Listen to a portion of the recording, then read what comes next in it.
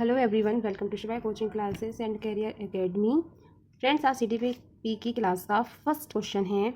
एक शिक्षक को अपने विद्यार्थियों की क्षमता को समझने का प्रयास करना चाहिए। निम्नलिखित में से कौन सा क्षेत्र इस उद्देश्य के साथ संबंध है? एक शिक्षक को अपने विद्यार्थियों की क्षमताओं को समझने का प्रयास करना चाहिए। ये किस क्षेत्र के साथ संबंध है? शिक्षा समाजशास्त्र से, सामाजिक दर्शन से, मीडिया मनोविज्ञान से, शिक्षा मनोविज्ञान से। ये जो क्षेत्र के साथ संबंध है वो है शिक्षा मनोविज्ञान क्षेत्र के साथ। राइट। एक शिक्षक को अपने विद्यार्थियों की क्षमताओं को समझने का प्रयास करना चाहिए। शिक्षा मनोविज्ञान के साथ इसका संबंध है। किसके के साथ संबंध है? शिक्षा मनोविज्ञान के साथ।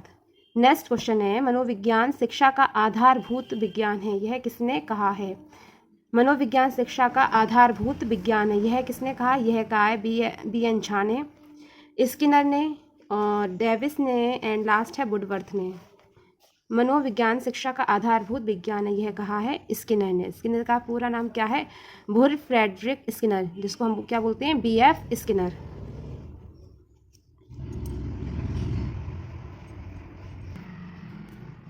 नेक्स्ट क्वेश्चन है, आधुनिक मनोविज्ञान का अर्थ है। आधुनिक मनोविज्ञान का क्या अर्थ है?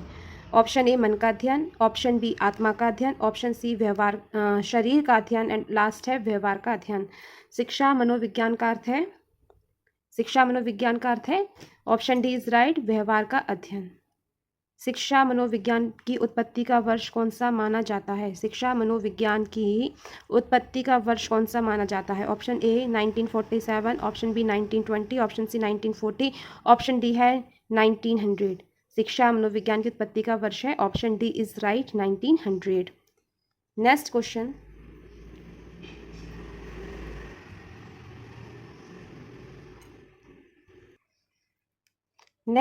है शिक्षा मनोविज्ञान का संबंध किससे है? शिक्षा मनोविज्ञान का संबंध किससे है? ऑप्शन ए व्यवहार का अध्ययन, ऑप्शन बी मानसिक प्रक्रियाओं का अध्ययन, ऑप्शन सी सीखने के तरीकों का अध्ययन, ऑप्शन डी है संचार माध्यमों का अध्ययन। शिक्षा मनोविज्ञान का संबंध किससे नहीं है? नहीं है पूछा गया है।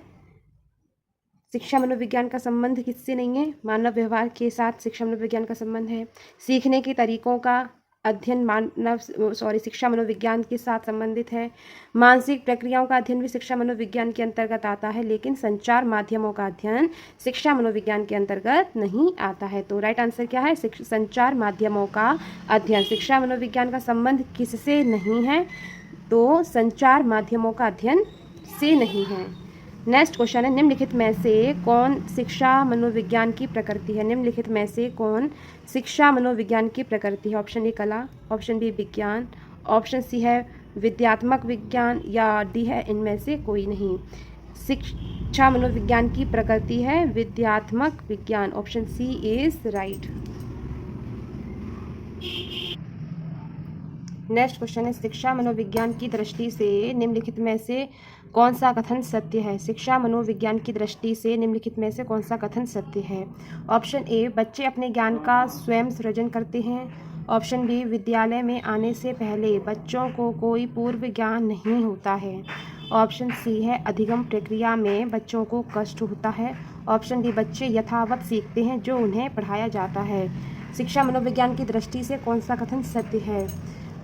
सत्य है, ऑप्शन ए इज राइट, बच्चे अपने ज्ञान का सृजन स्वयं करते हैं।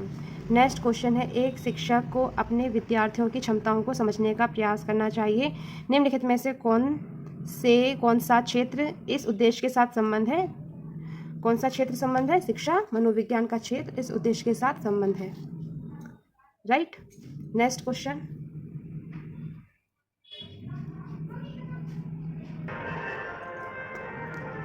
क्वेश्चन, है बाल मनोविज्ञान के आधार पर कौन सा कथन सर्वोत्तम है? बाल मनोविज्ञान के आधार पर कौन सा कथन सर्वोत्तम है? ऑप्शन ए सारे बच्चे एक जैसे होते हैं, ऑप्शन बी प्रत्येक बच्चा विशिष्ट होता है, ऑप्शन सी कुछ बच्चे विशिष्ट होते हैं, ऑप्शन डी कुछ बच्चे एक जैसे होते हैं। बाल मनोविज्ञान के आधार पर कौन सा कथन सर्वोत्तम है? सर्वोत्तम कथन पूछा है, इसलिए ऑप्शन बी इज राइट। प्रत्येक बच्चा विशिष्ट होता है, प्रत्येक बच्चा विशिष्ट होता है। क्यों? क्योंकि हर बच्चे में एक ना एक क्वालिटी जरूर होती है। नेक्स्ट क्वेश्चन है, प्राथमिक शिक्षक के लिए बाल मनोविज्ञान का ज्ञान आवश्यक है क्योंकि? शिक्षक के लिए बाल मनोविज्ञान का अध्ययन आवश्यक है। प्राथमिक शिक्षक के लिए बाल मनोविज्ञान का ज्ञान आवश्यक है, क्यों आवश्यक है? देखते हैं।